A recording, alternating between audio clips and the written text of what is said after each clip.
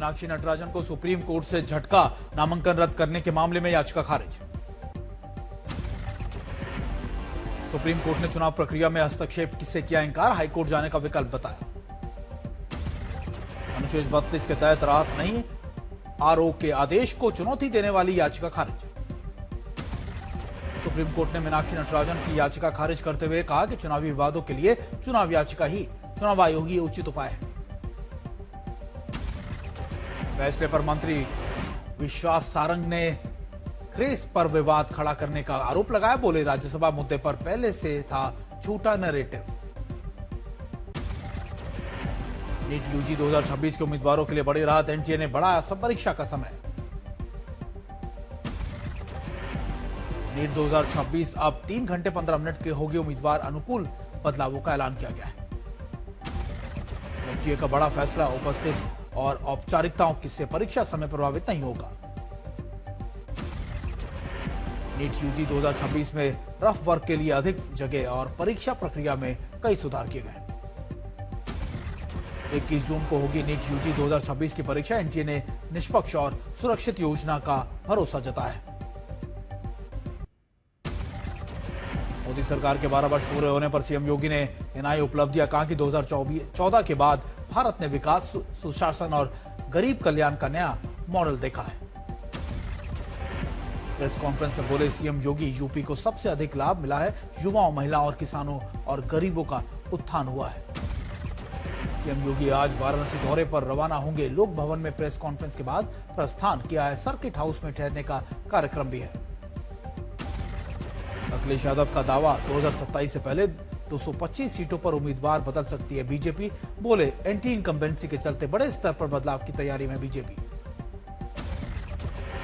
AIMIM के UP चुनाव की तैयारियों पर समाजवादी पार्टी में बयानबाजी तेज कर दी गई। समाजवादी प्रवक्ता ने कहा कि चुनावों के समय सक्रिय होकर एआईएमआईएम केवल सियासी समीकरण बिगाड़ती है।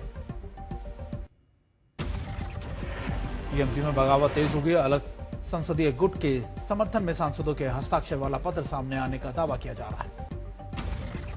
स्पीकर को भेजे गए कथित पत्र में बड़ी सियासी हलचल है। टीएमसी के भीतर अलग गुट बनाने की कवायद तेज हो गई है। बागियों का दावा है कि कल्याण बनर्जी को चीफ व्हिप बनाने से पहले अलग गुट की मांग की गई थी। यूपी चुनाव की तैयारियों में जुटी है एआईएमआईएम। बहराइच में ओवीसी करेंगे शंखनाद, 200 सीटों पर लड़ने की तैयारी। पश्चिमी यूपी और अवध पर एआईएमआईएम का फोकस है। बसपा से गठबंधन की संभावनाओं के बीच संगठन विस्तार भी तेज कर दिया गया है। फर्जी हस्ताक्षर केस में अभिषेक बनर्जी की सीआईडी ने लंबी पूछताछ की है। जांच के दौरान तीखी बहस की भी खबरें हैं। टीएमसी ने अंदरूनी तनाव बढ़ा है। पूछताछ के दौरान अभिषेक बनर्जी के भड़कने की बात भी सामने आई है। मध्य प्रदेश की तीनों राज्यसभा सीटों पर बीजेपी की जीत के बाद सियासी घमासान, राहुल गांधी ने लगाया सीट चोरी का आरोप। राहुल गांधी का चुनाव आयोग पर निशाना। सुप्रीम कोर्ट में सुनवाई से पहले कांग्रेस का सड़क पर प्रदर्शन। राज्यसभा चुनाव नतीजों पर बवाल है। बीजेपी जीत के बाद विपक्ष का आरोप, चुनाव आयोग की मिलीभगत से हार। दिल्ली में गृह मंत्री अमित शाह की अध्यक्षता में अमरनाथ यात्रा 2026 की सुरक्षा को लेकर उच्च स्तरीय बैठक की गई है। तैयारियों पर हुई समीक्षा। अमरनाथ यात्रा के मार्गों की सुरक्षा व्यवस्था पर केंद्र सरकार का बड़ा मंथन। जम्मू कश्मीर के उपराज्यपाल भी शामिल रहे। बैठक में आईबी और रॉ चीफ भी मौजूद रहे। सुरक्षा हालातों पर खुफिया इनपुट को विस्तृत चर्चा की गई। सीआरपीएफ के डीजी, सीआरपीएफ के डीजी की मौजूदगी में तीर्थयात्रियों की सुरक्षा और एस्कॉर्ट व्यवस्था की समीक्षा की गई। मध्य प्रदेश में कांग्रेस का बड़ा दाव, 61 विधायकों के समर्थन वाला का हवाला देकर राजनीतिक घमासान। जीतू पटवारी का बयान, बोले कि मध्य प्रदेश में बीजेपी नेतृत्व हमसे घबराया हुआ है। मन सिंगार का आरोप है कि राष्ट्रपति से मिलने का समय नहीं मिला। देश में तानाशाही का दावा है। रिटर्निंग ऑफिसर पर गंभीर आरोप लगाए गए। आरएसएस पृष्ठभूमि को लेकर कांग्रेस नेता ने उठाए सवाल। मशहूर शूटर और कोच जसपाल राणा का हुआ निधन। 49 साल की उम्र में जसपाल राणा ने लिया आखिरी सांस। करीब एक हफ्ते से दिल्ली के अस्पताल में थे भर्ती। जर्मनी से लौटने के बाद तबियत बिगड़ने की खबरें थी। ओलंपियन जसपाल राणा ने 1996 में अंतर्राष्ट्रीय मंच पर भारत का किया था प्रतिनिधित्व। कई बड़ी उपलब्धियां भी दर्ज की थी। खिलाड़ी के बाद कोच के रूप में जसपाल राणा की अहम भूमिका थी। मनु भाकर को और सौरभ चौधरी की कोच थे जसपाल राणा। जसपाल राणा के निधन पर पीएम मोदी ने भी जताया शोक। ट्वीट कर लिखा, उनका जाना भारतीय खेल जगत के लिए बहुत बड़ी क्षति है।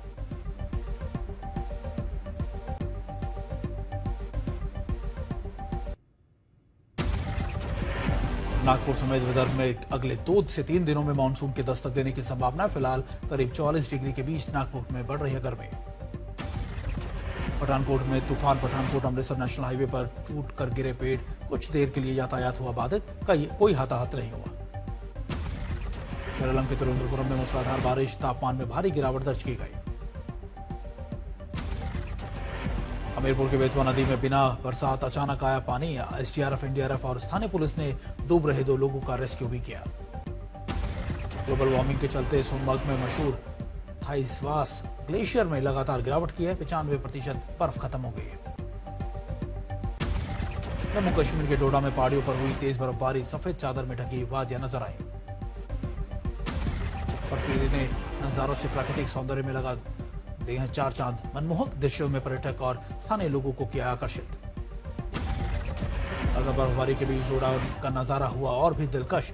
डोडा में मौसम ने बदला है मिजाज।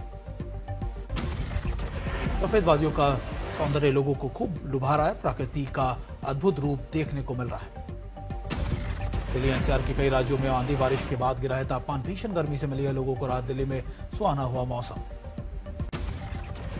मोदी सरकार के 12 वर्ष पूरे होने पर सीएम योगी ने गिनाई उपलब्धियां। कहा कि 2014 के बाद भारत ने विकास, सुशासन और गरीब कल्याण का नया मॉडल देखा है।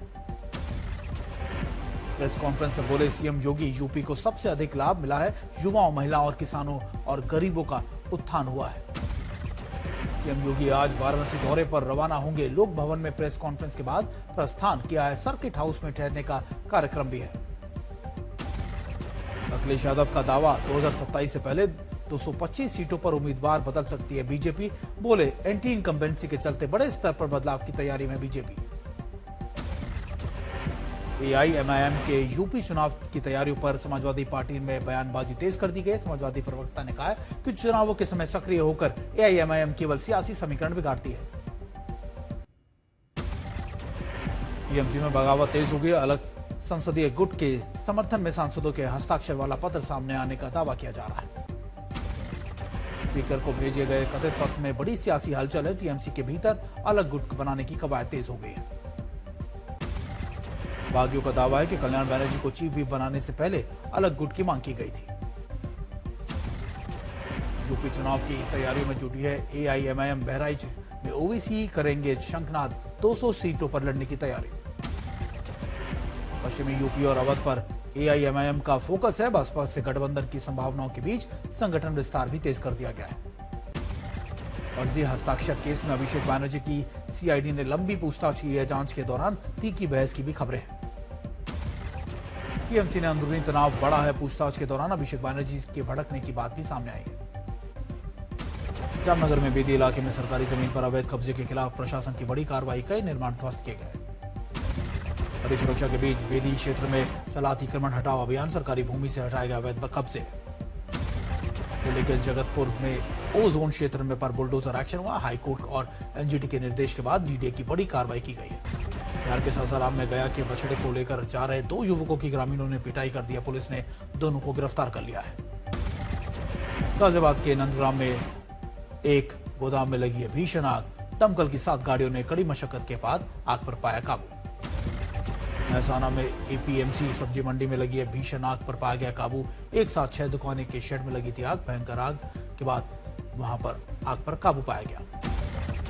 चमोली में मूसा पानी में पास रास्ता भटके 15 सदस्यीय ट्रैकिंग दल। बारिश और घने कोहरे के बीच एसडीआरएफ ने इनका रेस्क्यू किया। पठानकोट में तेज तूफान का कहर। पठानकोट अमृतसर नेशनल हाईवे के पास टूटे पेड़। नेशनल हाईवे हुआ जाम। ग्रेटर नोएडा स्थित 152 के निर्माणाधीन 37वीं मंजिल से गिरकर 2 कामगारों की मौत हो गई। सेफ्टी बेल्ट टूटने के बाद यह हादसा हुआ।